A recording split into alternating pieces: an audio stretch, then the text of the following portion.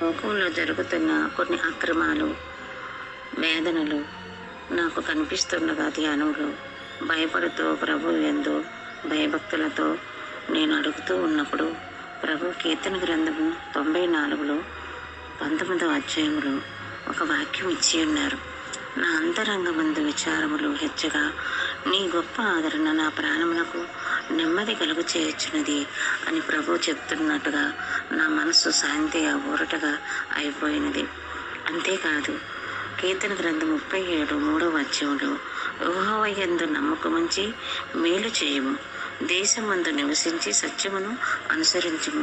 అంటే దీన్ని బట్టి మనం సత్యవాక్కుతో న్యాయ పరిపాలనతో మనం దేవుని యందు విశ్వాసం, ముఖ్యంగా విశ్వాసం అనే ఆయుధంతో మనం అందరినీ బలపరుస్తూ ఉంటే ఈ దేశమునకు మేలు జరుగుతుందని ప్రభువు నాకు ఊరడించారు.